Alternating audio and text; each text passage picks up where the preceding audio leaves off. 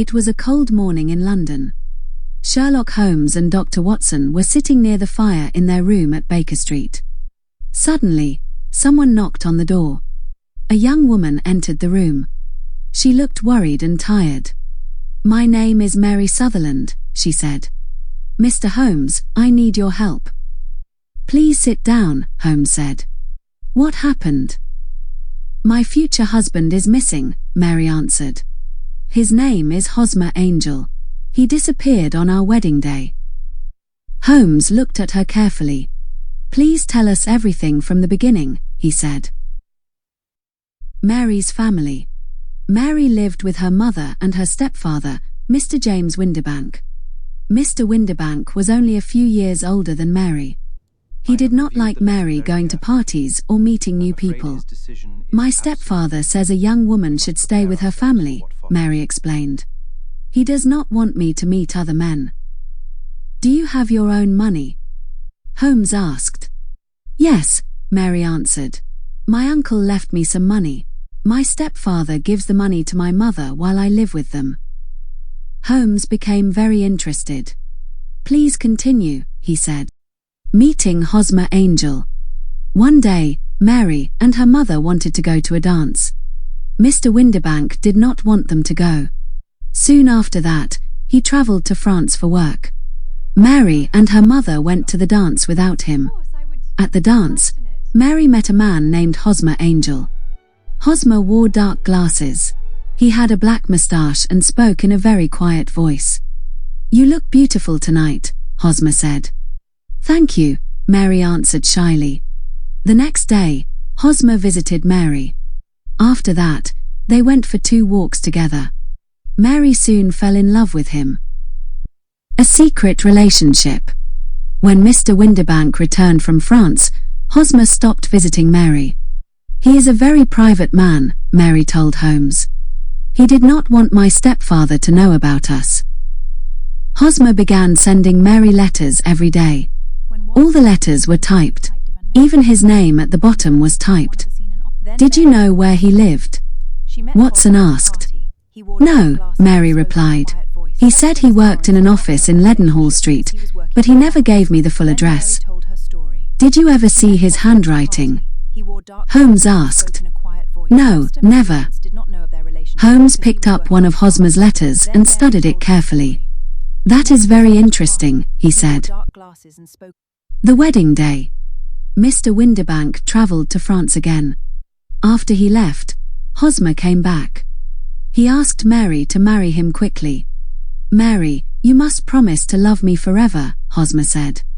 "Something may happen to us, but you must always remember me." Mary did not understand his strange words, but she made the promise. On the wedding day, Mary and her mother traveled to the church in one carriage. Hosmer followed them in another carriage. When Mary arrived, she waited outside the church. But Hosmer did not come. The driver opened the carriage door. The carriage was empty. Hosmer Angel had disappeared. "I waited and waited," Mary told Holmes. "But he never came back. I still believe he loved me." Holmes was silent for a moment.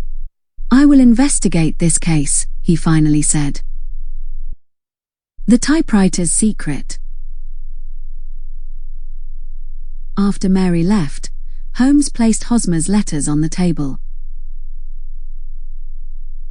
"What do you see, Watson?" he asked. "They are all typed," Watson answered. "Look more carefully," Holmes said. He showed Watson 2 letters on the page. "The letter E is unclear," Holmes explained. "The letter R is also broken. Every typewriter leaves different marks." Holmes then wrote a letter to Mr. Windibank and invited him to Baker Street. The next day, Mr. Windibank sent a typed reply. Holmes compared it with Hosmer's letters. "The unclear E and the broken R are the same," Watson said. Exactly, Holmes replied. Both letters came from the same typewriter. The man behind the disguise. That evening, Mr. Windibank arrived at Baker Street. "Have you found Hosmer Angel?" he asked. "Yes," Holmes answered calmly. "He is in this room." Mr. Windibank looked around nervously. "Where is he?"